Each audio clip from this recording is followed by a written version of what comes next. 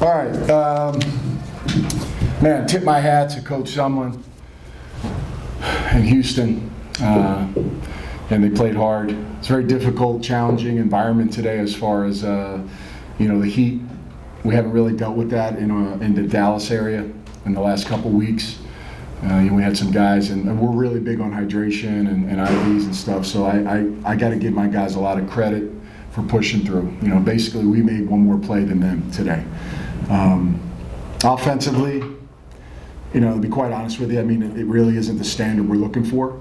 I don't think we had any turnovers though, so that does help the fact.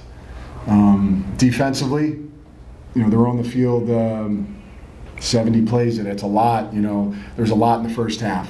They started to come together a little bit in the second half. We're still making some critical errors throughout the game, and it's difficult because there's a lot of talent on this football team.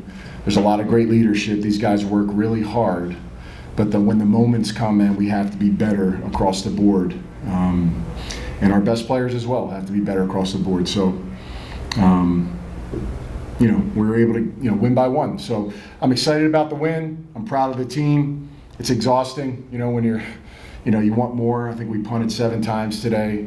We just got to find a way to be better. But guys, we're pushing through, and I give them a lot of credit for that. So it's a big win, number 5 for us, and we're going to take it. We're going to take it for sure. Questions? Coach Terry Spain with the Storm Report.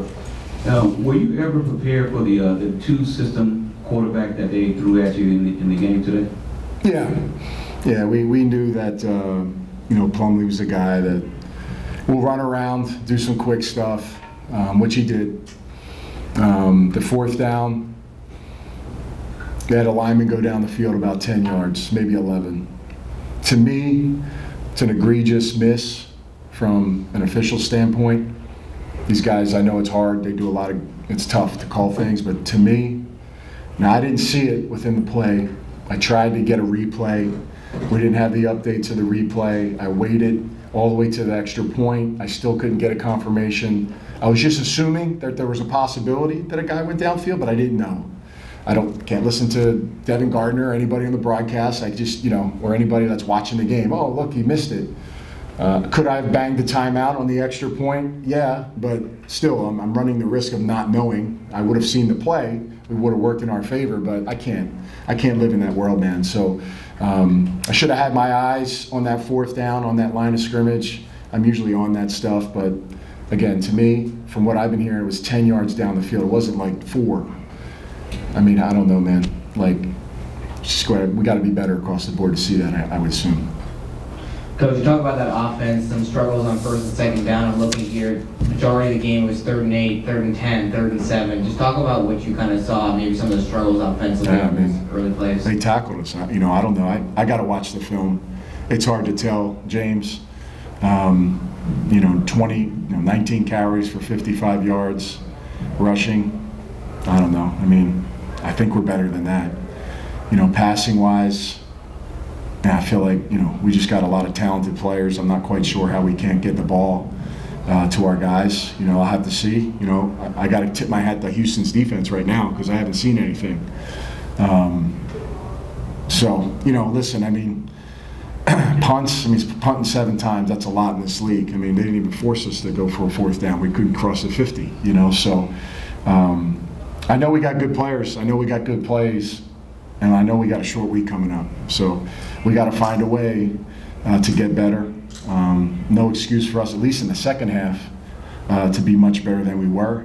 And we kept them around in the game. That's what it does, James. You kept the team around in the game, and it puts a lot of pressure on our defense. DJ James, how about that, though? We find him. Initially, he was somebody else's property. He didn't want to play in our league. He was at a mini camp, I think, last week, and decided to come and play. So he made a huge play. We need guys to do that. We need guys to make big plays. Our best players have to make our plays for us, and we just need a little bit more of that across the board. So we'll get better. I know it. I have trust. But listen, we won the game. So I think for us, we found a way to win when the odds were against us a little bit today. And we protected that lead all the way through the last 8 minutes of the game, and I give credit to our players for doing that. Hey, Coach, Ron Langhall with the Storm Report also. Thanks for making this trip out here for us. Yeah, I love you guys coming out, man. Dedication. So there's a lot of emotion going on the field with some of the players. What are things that you as coaches need to do to keep some of those emotions in check that seem to manifest into costly penalties? Yeah, you know, we try to take a lot of pride in dealing with adversity. I talk about it a lot. Players, coaches, you know, when that moment comes, we got to take a breath and relax.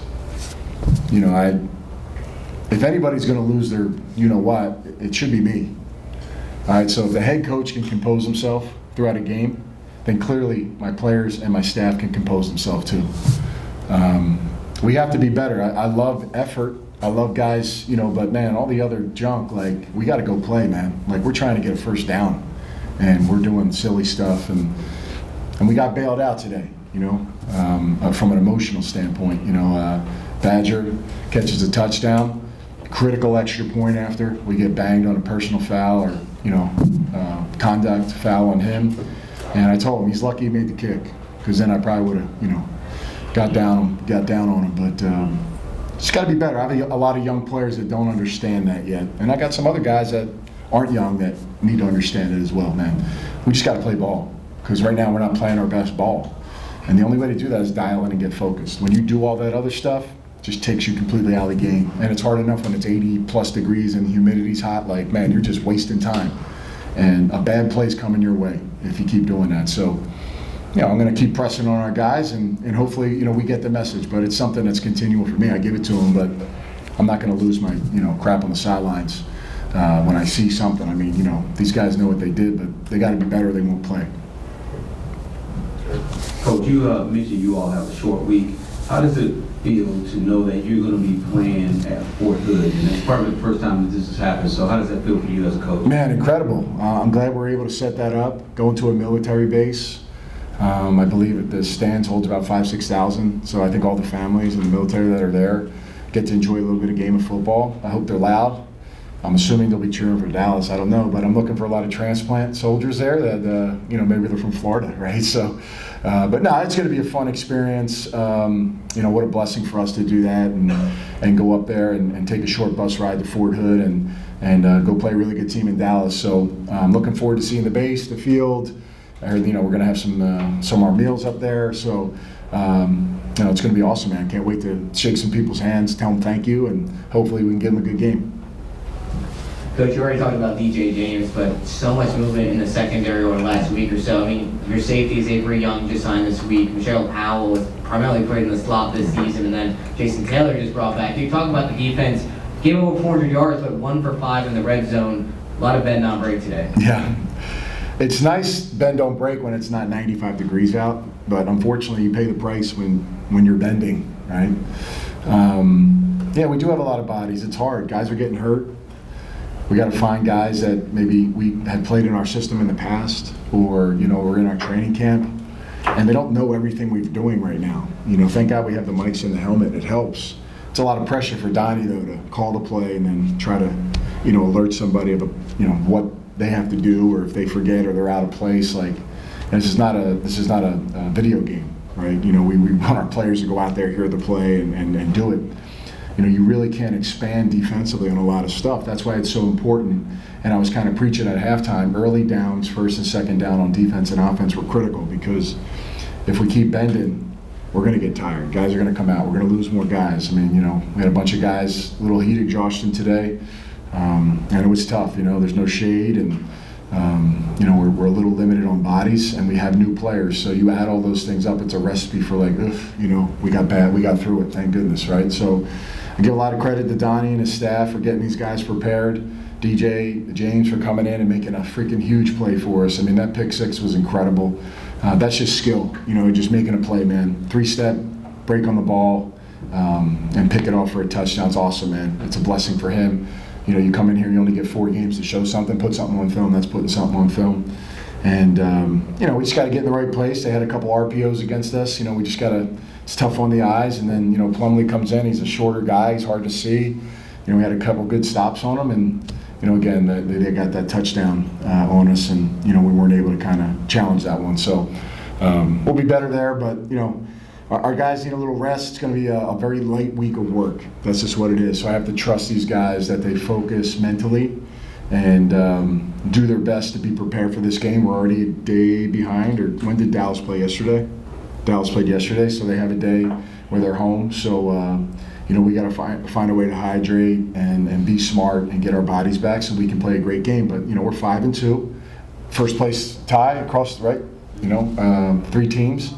And hey, let's see what happens. Let's see what happens. I like where we're at. I still believe we haven't played our best game yet, and but we're running out of time too. So we need to put our best football together in these next couple weeks. And if we do, we're going to be hard to beat. So, but if not, all these other teams are really good too. So they're going to be close. So we have to play 4 quarters, and do the best we can. And today we made one more play than Houston. It was huge. All right, thanks, Coach. Thanks, guys.